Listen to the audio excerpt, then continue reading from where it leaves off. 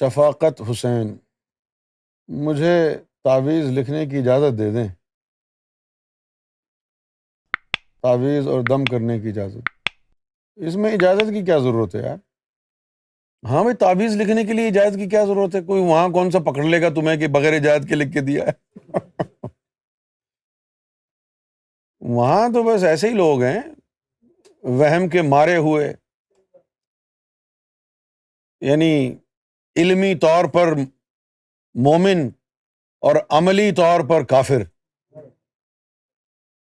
باتیں سنو تو اعلیٰ سے اعلیٰ درجے کے حامل، متقی، پارسا، 10 حج کیے ہوئے، اور اگر بات اعتقاد کی، عقیدے کی آئے، ذرا سا کاروبار میں نقصان ہوا، بیگم نے کہا جی کسی نے سفلی کرا دیا ہے۔ ہاں بالکل صحیح کہہ رہی ہو، کوئی بابا ڈھونڈو۔ مسلمان ہو کے تو بابے ڈھونڈ رہا ہے؟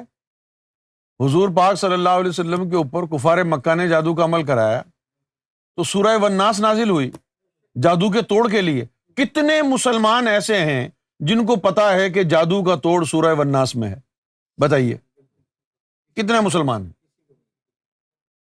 ادھر ادھر بابوں کے پاس جاتے ہیں، کوئی بنگالی بابا کے پاس چلا گیا، کوئی کسی بابا کے پاس چلا گیا، کوئی سنیاسی بابا کے پاس چلا گیا۔ تمہارا ایمان، عقیدہ، اعتقاد کیا ہوا؟ یہ بھی مانتے ہیں کہ قرآن مجید اللہ کے کلام میں سب سے زیادہ طاقت ہے، پھر بابوں کے پاس کیوں جا رہے ہو؟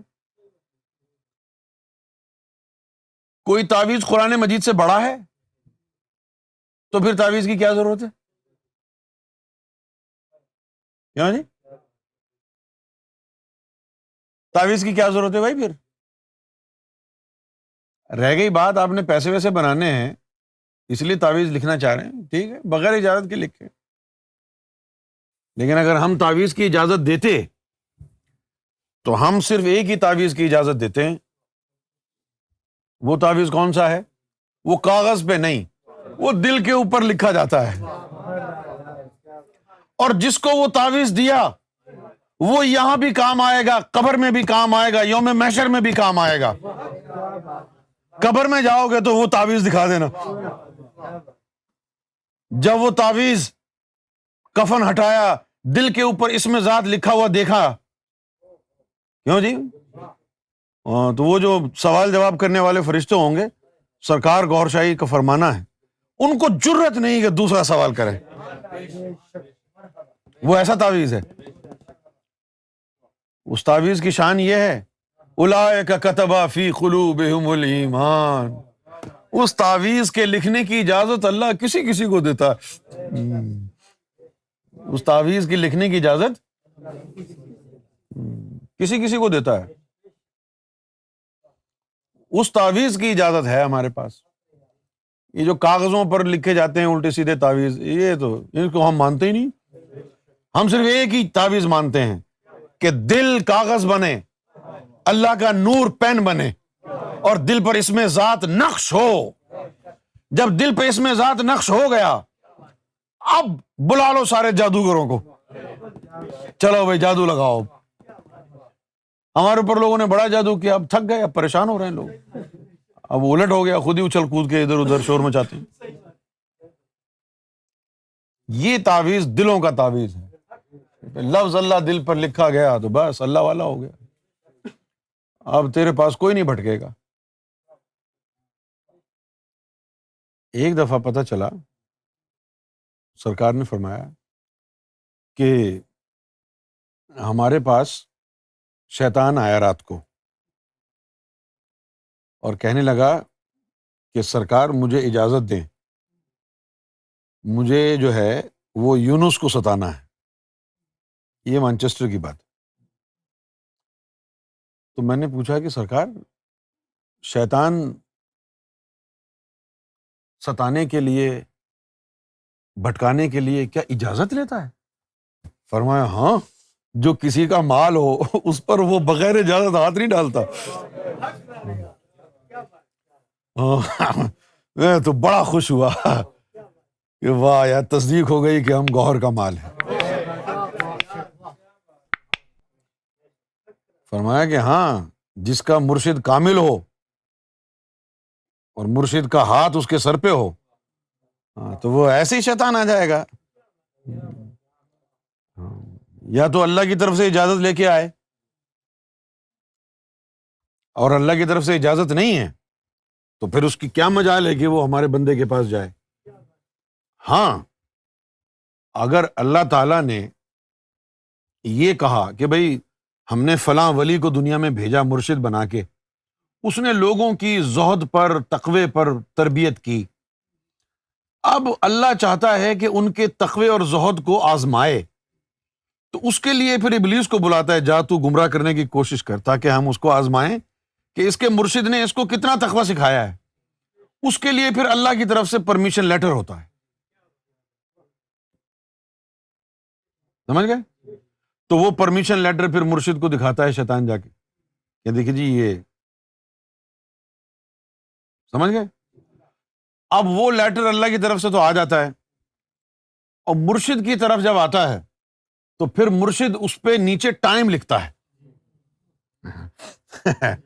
مرشد کہتا ہے کہ یہ اتنے بجے سے اتنے بجے تک, اب وہ 1 گھنٹہ لکھے یا 24 گھنٹے لکھے, 1 ہفتہ لکھے یا 2 مہینے لکھے, وہ مرشد کے اوپر ہے.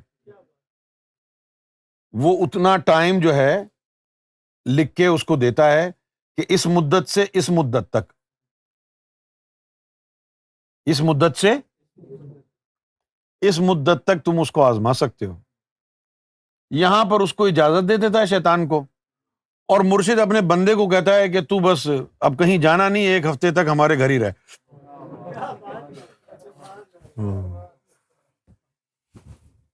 کیوں جی 1 ہفتے تک؟ جیسے یہ ندیم جو تھا, حافظ ندیم, جب یہ اس کے اوپر وہ شیطان والا لیٹر آتا تو سرکار اس کو یہاں بلا لیتے, کوٹری, کسی بھی بہانے سے. سمجھ میں آ گئی بات؟ اور جب انوار کے لیے آتا تو اس کو کوٹری سے واپس بھیج دیتے. تو میں نے پوچھا کہ ایسا کیوں کہ ندیم کو کوٹری بلا لیا, کہ یہ شیطان نے اجازت لی ہے ستانے کی, اس کو کوٹری بلا لیا, نظروں میں رہے گا, تو انوار کو واپس بھیج دیا. جب اس کا لیٹر آیا اس کو اپنے پاس نہیں رکھا, اس کو واپس بھیج دیا. تو فرمایا کہ جب وہ دور ہوتا ہے تو نظروں میں ہوتا ہے, یہاں پر جب ہوتا ہے تو اس کی حرکتوں سے ہمارا دل جو ہے وہ میلا ہو جاتا ہے. اس لیے وہ دور رہے تو نظروں میں رہے گا, ہمیں یاد آئے گا اس نے اچھا یہ کام کیا ہمارے لیے, یہ کیا, تو پھر ہم نظر کرتے ہیں. یہاں پر ہوتا ہے تو بس الٹی سیدھی حرکتیں کرتا رہتا ہے. تو اب مرشد کے پاس بھی طریقے ہیں, ہر چیز وہ دیکھتا ہے, سمجھے آپ؟ اب یہ کوئی اندھی نگری چوپٹ راج تھوڑی ہے کہ شیطان کا جو جی چاہے گا کرے گا, جس کو چاہے جا کے گمراہ کر دے. تم نے شیطان کو, ابلیس کو کیا سمجھا ہوا ہے؟ کوئی بدمعاش ہے وہ؟ ابے وہ اللہ کا نوکر ہے. جن لوگوں نے جہنم میں جانا ہے ان کی چھانٹی کے لیے رکھا ہے اللہ نے اس کو, وہ گمراہ تھوڑی ہے. یوں سمجھ لو کہ ہر انسان میں اچھائیاں اور برائیاں ہوتی ہیں. جیسا یہ پیار کرتا ہے, محبت بھی کرتا ہے, رحم دل بھی ہے, لیکن کبھی کبھی تب جاتا ہے تو غصہ بھی آتا ہے, تو یہ غصہ نیگیٹو ہے اس کا, صحیح ہے نا؟ اسی طرح اللہ تعالیٰ نے اپنی شخصیت سے اپنے قہر کو الگ کر دیا تو وہ ابلیس بن گیا, لیکن ہے تو وہ اسی کا حصہ. تو ہر چیز کے اچھے اور برے سائڈ ہوتے ہیں. تو اللہ کی جو اچھائیاں ہیں وہ مصطفیٰ, اور جو اس کی نیگیٹو ہیں وہ ابلیس. اس کے 2 رخ ہیں, ایک یہ والا ایک وہ والا, ایک تاریکی ایک اجالا, ایک نور ایک ظلمت, ایک مصطفیٰ ایک ابلیس. مجھے امید ہے سمجھ میں آ گئی ہوگی بات.